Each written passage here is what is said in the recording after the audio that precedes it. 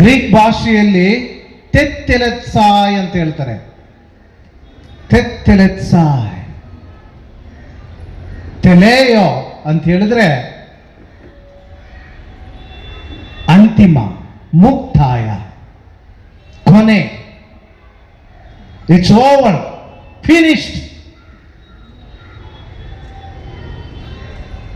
ತೆಥೆಲ್ ಅಂತ ಪುಸ್ತಕಗಳಲ್ಲಿ ಬರೆಯೋರು. ತೆಥೆಲ್ ಅಂತ ಹೇಳಿದ್ರೆ ಮುಗಿಯಿತು.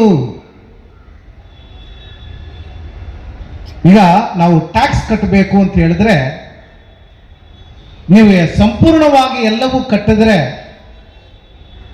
ತೆಥೆಲ್ ಅಂತ ಬರೆಯೋರು. ತೆತ್ತೆಲೆತ್ಸಾಯ್, ಯು ಹ್ಯಾವ್ ಫಿನಿಶ್ಡ್ ಪೇಯಿಂಗ್. ಸಂಪೂರ್ಣವಾಗಿ ತೀರಿಸಲಾಗಿದೆ ಎಂಬುದಾಗಿ ಅರ್ಥ. ಯೇಸು ಸ್ವಾಮಿ ಎಲ್ಲ ನೆರವೇರಿತು ಯಾರಿಗೆ ಹೇಳಿದ್ರು? ತನಗೆ ಹೇಳ್ಕೊಂಡ್ರ? ಬಹುಶಃ ಕೆಲವೊಂದು ವಿಷಯಗಳನ್ನ ನಾವು ಗಮನಕ್ಕೆ ತಂದುಕೋಬೇಕು.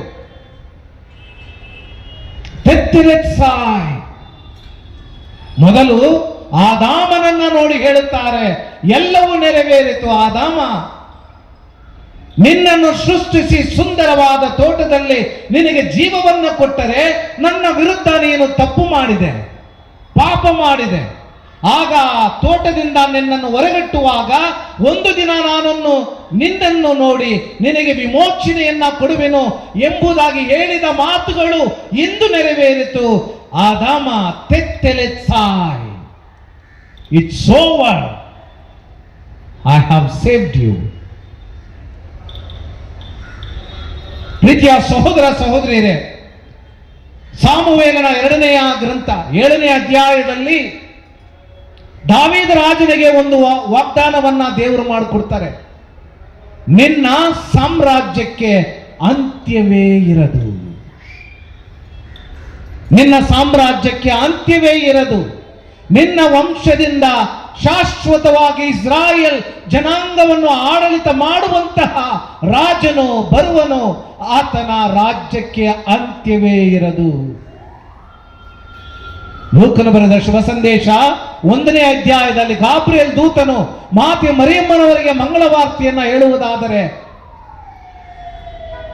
ದಾವೀದ ರಾಜನ ಸಿಂಹಾಸನವನ್ನು ಚಿರಕಾಲ ಆಳುವಂತಹ ಮಗು ನಿನ್ನ ಮಗುವಾಗಿ ಹುಟ್ಟಿ ಬರುವನು. ದಾವೀದ ರಾಜನಿಗೆ ಇವತ್ತು ಯೇಸು ಸ್ವಾಮಿ ಹೇಳ್ತಾರೆ, ದಾವೀದ, ನಿನಗೆ ಹೇಳಿದ ಮಾತುಗಳು, ನಿನ್ನ ಸಾಮ್ರಾಜ್ಯ ಶಾಶ್ವತವಾಗಿ ಉಳಿಯುತ್ತದೆ ಎಂದು ಹೇಳಿದ ಮಾತುಗಳು ನನ್ನ ಮುಖಾಂತರ ನೆರವೇರಿದೆ. ಈ ಭೂ ಪರಲೋಕಗಳ ರಾಜನಾಗಿ ಶಾಶ್ವತಕ್ಕೂ ಜೀವಿಸುವ ನಿನ್ನ ದೇವರು ಇಲ್ಲಿದ್ದಾನೆ. ತೆತ್ತೆಲೆತ್ಸಾಯ್, ಎಲ್ಲವೂ ನೆರವೇರಿತು. ಸುಂದರವಾದ ಮಾತುಗಳು.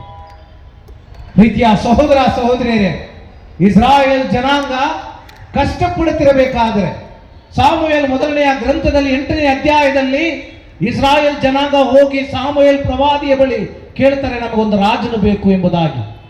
ಆದರೆ ಸಾಮುವೇಲ್ ಪ್ರವಾದಿ ಹೇಳ್ತಾನೆ, ನಿಮಗೆ ರಾಜ ಬೇಡ, ನೀನು ಕಷ್ಟದಲ್ಲಿ ದುಃಖದಲ್ಲಿ ಗುಲಾಮರಾಗಿ ಕಷ್ಟಪಡುತ್ತಿರಬೇಕಾದರೆ ನಿಮ್ಮ ಕಷ್ಟಗಳನ್ನ ಪರಿಗಣಿಸಿ ನಿಮಗೆ ವಿಮೋಚನೆಯನ್ನ ಕೊಟ್ಟವರು ದೇವರು, ಯುದ್ಧಗಳನ್ನ ಗೆದ್ದವರು ದೇವರು, ಹಾಲು ಜೇನು ಹರಿಯುವ ನಾಡನ್ನ ನಿಮಗೆ ಕೊಟ್ಟವರು ದೇವರು. ಅಂತಹ ದೇವರು ನಿಮಗೆ ರಾಜ್ಯರಾಗಿರಲಿ ಎಂಬುದಾಗಿ ಹೇಳಿದ್ರು. ಆದರೆ ಅವರು ಕೇಳಲಿಲ್ಲ. ನಮಗೆ ರಾಜರುಗಳು ಬೇಕೇ ಬೇಕು ಅಂತ ಕೇಳಿದಾಗ ಹೇಳ್ತಾರೆ, ಅವರು ಸ್ವಾರ್ಥಿಗಳಾಗ್ತಾರೆ. ನಿಮ್ಮ ಜೀವನಕ್ಕೆ ಅವರು ಬೆಂಬಲವನ್ನ ಕೊಡೋದಿಲ್ಲ, ಬದಲಾಗಿ ನಿಮ್ಮ ಜೀವನವನ್ನ ಅವರು ನಾಶ ಮಾಡುತ್ತಾರೆ ಎನ್ನುವ ಎಚ್ಚರಿಕೆಯನ್ನ ಕೊಡ್ತಾರೆ. ಆದರೆ ಅವರು ಕೇಳೋದಿಲ್ಲ. ಎಜೇಕಿಯೇಲ್ ಪ್ರವಾದಿ 34ನೇ ಅಧ್ಯಾಯದಲ್ಲಿ ಪ್ರವಾದಿ ಹೇಳ್ತಾನೆ, ಸಾಕು, ಈ ಲೋಕದ ರಾಜರುಗಳು ನನ್ನ ದೈವ ಜನರನ್ನ ಹಿಂಸೆಗೆ ಒಳಗಾಗಿಸಿದ್ದು ಸಾಕು, ಇನ್ನು ಮುಂದೆ ಇವರಿಗೆ ನಾನೇ ಕುರಿಗಾಯ ಆಗಿರುವೆನು, ನಾನೇ ಇವರಿಗೆ ಕುರಿಗಾಯಿ ಆಗಿರುವೆನು. ಎಜೇಕಿಯೇಲ್ ಪ್ರವಾದಿಯ ಮುಖಾಂತರ ಹೇಳಿದ ಮಾತುಗಳು. ಯೇಸು ಸ್ವಾಮಿ ಆ ವಾಕ್ಯಗಳನ್ನ ಮತ್ತೆ ಮನಸ್ಸಿಗೆ ತಂದುಕೊಂಡು ಯೋಹಾನರು ಬರೆದ ಶುಭ ಸಂದೇಶ 10ನೇ ಅಧ್ಯಾಯದಲ್ಲಿ ಹೇಳ್ತಾರೆ, ನಾನೇ ನಿಜವಾದ ನಿಜವಾದ ಕುರಿಗಾಹಿ. ನಾನೇ ನಿಜವಾದ ಕುರಿಗಾಹಿ. ಈ ಮಾತುಗಳನ್ನು ಹೇಳ್ತಾರೆ. ಪ್ರೀತಿಯ ಸಹೋದರ ಸಹೋದರಿಯರೇ, ಬಹುಶಃ ಇವತ್ತು ಶಿಲುಬೆಯಿಂದ ಯೇಸು ಸ್ವಾಮಿ ಹೇಳ್ತಾರೆ, ನಿನ್ನ ನಿಜವಾದ ಕುರಿಗಾಗಿ ನಿನಗೋಸ್ಕರ ಪ್ರಾಣವನ್ನ ತ್ಯಾಗ ಮಾಡಿ ಈ ಶಿಲುಬೆ ಮರದ ಮೇಲೆ ನಿಂತಿದ್ದಾನೆ. ತೆತ್ತೆಲೆತ್ಸಾಯ್, ಎಲ್ಲವೂ ನೆರವೇರಿದೆ. ಇನ್ನು ಮುಂದೆ ನೀನು ಭಯಪಡುವುದು ಬೇಡ. ನಿನ್ನ ರಕ್ಷಣೆ ನನ್ನಲ್ಲಿದೆ, ನಿನ್ನ ಜೀವ ನನ್ನಲ್ಲಿದೆ. ಹೇಗೆ ಒಂದು ಕುರಿಗಾಯಿ ತನ್ನ ಕುರಿಗಳಿಗೋಸ್ಕರ ಪ್ರಾಣವನ್ನ ತ್ಯಾಗ ಮಾಡುತ್ತಾನೋ ಅದೇ ರೀತಿಯಲ್ಲಿ ನಾನು ನಿಮಗೋಸ್ಕರ, ನಿಮ್ಮ ಉದ್ಧಾರಕ್ಕೋಸ್ಕರ, ನಿಮ್ಮ ವಿಮೋಚನೆಗೋಸ್ಕರ ನಾನು ನನ್ನ ಪ್ರಾಣವನ್ನೇ ತ್ಯಾಗ ಮಾಡಿದ್ದೇನೆ. ಜನರೇ, ಇಸ್ರಾಯೇಲ್ ಜನಾಂಗವೇ, ತೆತ್ತೆಲೆತ್ಸಾಯ್, I have paid in full. ಪ್ರೀತಿಯ ಸಹೋದರ ಸಹೋದರಿಯರೇ, ಮಾತ್ರವಲ್ಲದೆ ಯೇಸು ಸ್ವಾಮಿ ಠಾಣಾ ಊರಿನಲ್ಲಿ ಈ ಮದುವೆ ಹಬ್ಬ ಆಚರಣೆಗಳಲ್ಲಿ ಇದ್ದಾಗ ಅಲ್ಲಿ ದ್ರಾಕ್ಷರಸ ಖಾಲಿಯಾಗಿದೆ. ಮಾತೆ ಮರಿಯಮ್ಮನವರು ಹೇಳ್ತಾರೆ, ಸ್ವಾಮಿ ನೀವು ಏನಾದರೂ ಮಾಡಬೇಕು. ಆಗ ಯೇಸು ಸ್ವಾಮಿ ತನ್ನ ತಾಯಿಗೆ ಒಂದು ಮಾತನ್ನು ಹೇಳ್ತಾರೆ. ಏನು ಹೇಳ್ತಾರೆ?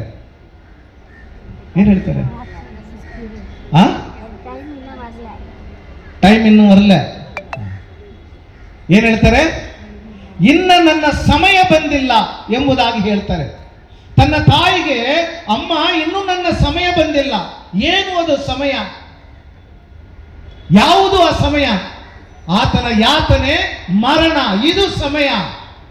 ಬಹುಶಃ ಶಿಲುಬೆ ಅಡಿಯಲ್ಲಿ ನಿಂತಿರುವ ತನ್ನ ತಾಯಿಯನ್ನ ನೋಡಿ, ಅಮ್ಮ ತೆತ್ತೆಲೆತ್ಸಾಯ್, ಎಲ್ಲವೂ ನೆರವೇರಿದೆ. ನಾನು ಆವತ್ತು ಸಮಯ ಬಂದಿಲ್ಲ ಅಂತ ಹೇಳಿದೆ, ನಾನು ಹೇಳಿದ ಸಮಯ ಇದೆ. ಇನ್ನು ಮುಂದೆ ನಾನು ನಿನ್ನ ಮಗನು ಮಾತ್ರವಲ್ಲ, ಈ ಭೂಲೋಕದ ರಕ್ಷಕ, ಈ ಭೂಲೋಕದ ಪಾಲಕ, ಈ ಭೂಲೋಕವನ್ನು ರಕ್ಷಿಸುವ, ಮುನ್ನಡೆಸುವ ಒಳ್ಳೆಯ ಕುರಿಗಾಯಿ ಎಂಬುದನ್ನ ಮಾತೆ ಮರಿಯಮ್ಮನವರಿಗೆ ಹೇಳ್ತಾರೆ. ಅಮ್ಮ ತೆತ್ತೆಲೆತ್ಸಾಯ್. ಎಷ್ಟು ಒಳ್ಳೆಯ ಮಾತುಗಳು. ಪ್ರೀತಿಯ ಸಹೋದರ ಸಹೋದರಿಯರೇ, ಇವತ್ತು ಕೂಡ ಯೇಸು ಸ್ವಾಮಿ ಅದೇ ಮಾತುಗಳನ್ನ ನಮ್ಮೊಂದಿಗೆ ಹಂಚಿಕೊಳ್ಳುತ್ತಾರೆ. ತೆತ್ತೆಲೆತ್ಸಾಯ್. ಯಾಕೆ ಅಂತ ಹೇಳಿದ್ರೆ, ನೀವೆಲ್ಲರೂ ಕೂಡ ವಿಮೋಚನೆಯನ್ನ ಪಡೆಯುವಂತೆ, ನಿತ್ಯ ಜೀವವನ್ನು ಪಡೆಯುವಂತೆ, ಮತ್ತೆ ನೀವು ಸಾವಿಗೆ ಒಳಗಾಗದೆ ನಿತ್ಯ ಜೀವವನ್ನು ಪಡೆಯುವುದಕ್ಕೋಸ್ಕರ ಸಾವನ್ನು ಜಯಿಸಿ, ಪಾಪವನ್ನು ಜಯಿಸಿ, ನಾನು ನಿನ್ನೊಡನೆ ನಿನಗೋಸ್ಕರ ಬಲಿಯನ್ನಾಗಿ ಸಮರ್ಪಿಸಿ ನಿಂತಿದ್ದೇನೆ.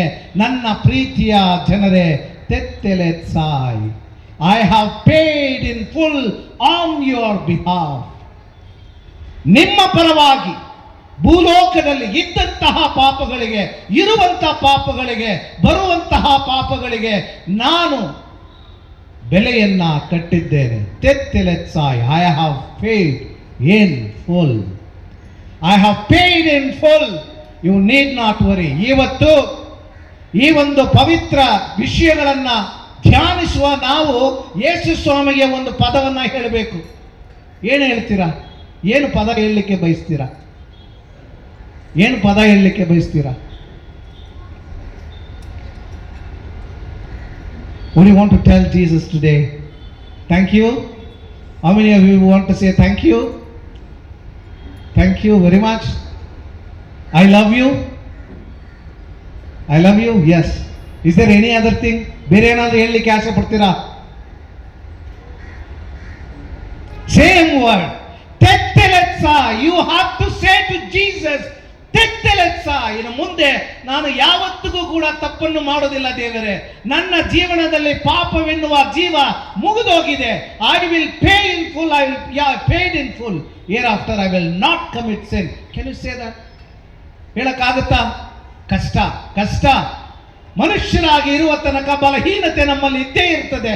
ಆದರೆ ಈ ಬಲಹೀನತೆಯನ್ನ ದಾಟಿ ಯೇಸು ಸ್ವಾಮಿ ಕಟ್ಟಿದ ಆ ಜೀವಕ್ಕೆ ನಾವು ಸದಾ ಕೃತಜ್ಞರಾಗಿ ಬಾಳಬೇಕು.